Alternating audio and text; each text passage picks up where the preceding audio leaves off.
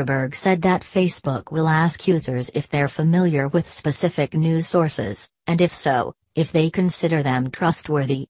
The idea is that some news organizations are only trusted by their readers or watchers, and others are broadly trusted across society even by those who don't follow them directly.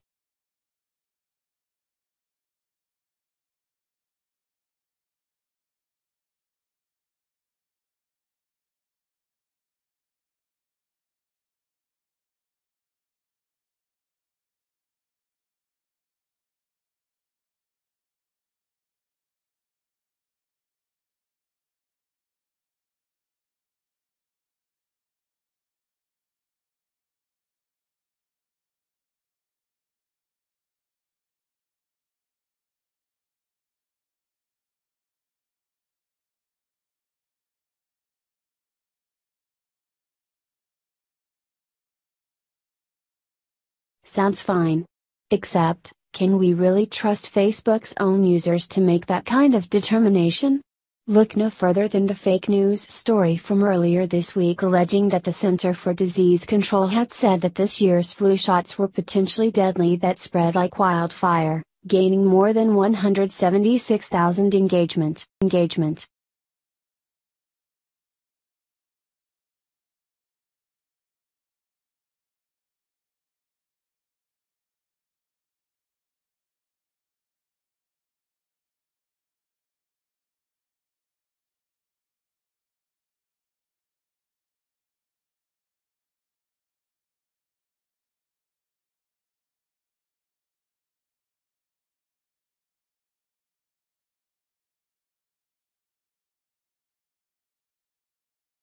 In general, you would think that the wisdom of the crowds would mean that the cream will rise to the top. But it's also worth questioning the wisdom of crowds that have already proven to be far too credulous when it comes to fake, and often truly damaging, content.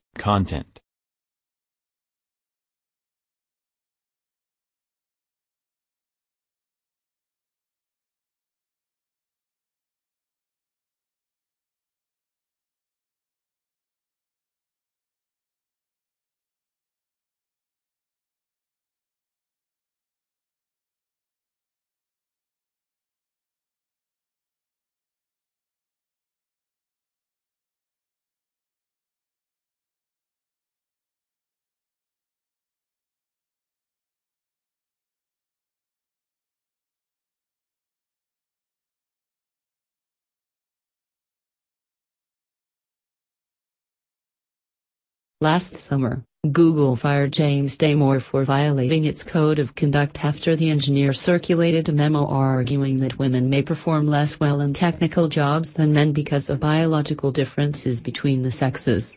After his termination, Damore became a hero to some conservatives who see Silicon Valley as an echo chamber. This month, he joined a proposed class action lawsuits against the company.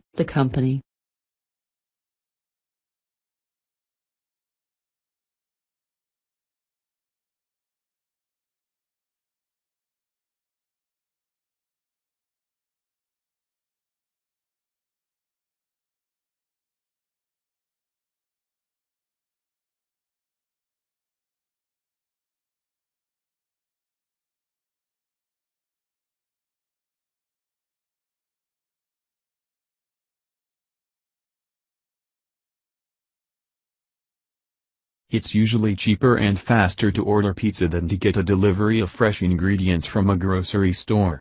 One startup thinks it can change that equation and potentially also begin to make it a little more likely that people choose to eat healthier dinners.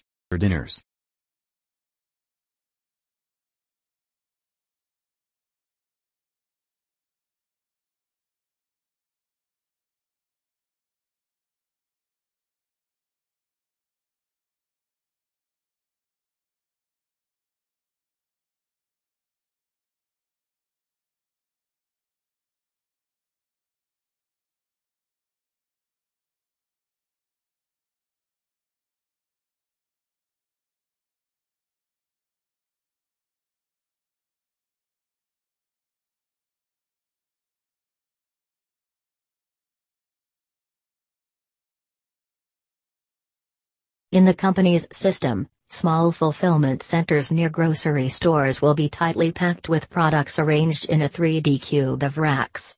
In the design, various robots climb across the space picking up totes filled with products and bringing them to a human packer. Because it avoids sending someone to hunt down products in the aisles of a store, the system makes it possible to get a 20-item order from a service like Instacart ready in 5 minutes.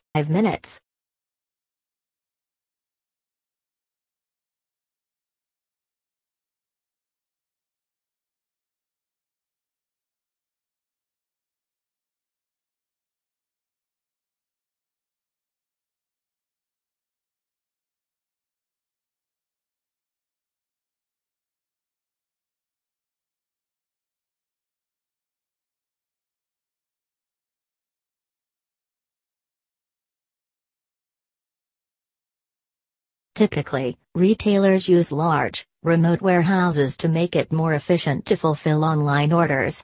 But because the robotic system can work in smaller spaces, the startup plans to build centers in urban neighborhoods, but not in places where high rents are making it hard to run a retail store.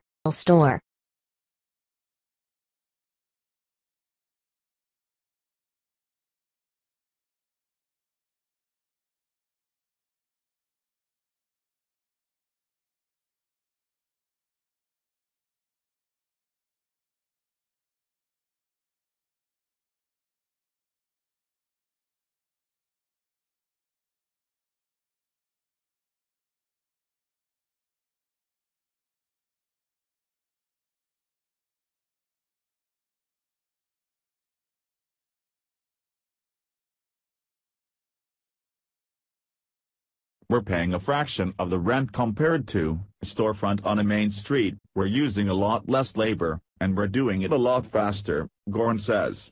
It changes the economics of the situation, and that allows retailers to offer faster, cheaper delivery.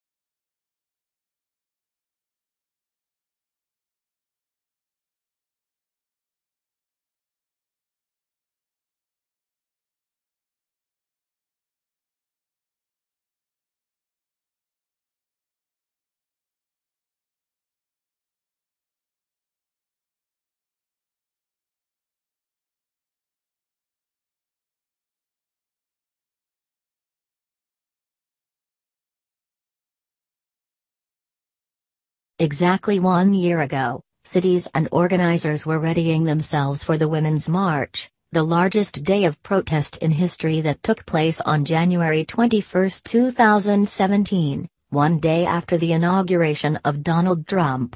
A full calendar rotation later, anniversary marches will flood the streets. But beyond public demonstrations, some activists are looking to translate the energy of the marches into policy and action.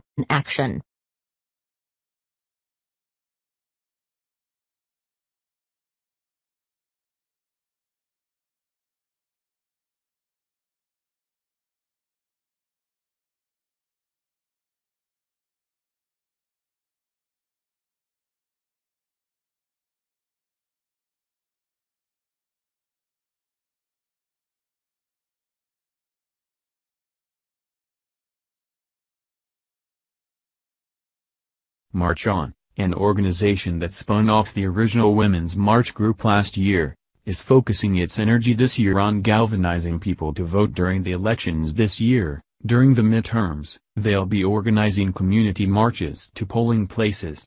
But the voting effort, says March On's executive director Vanessa Rebel, has to come from a place of consensus about what we want to see our elected officials advocating for.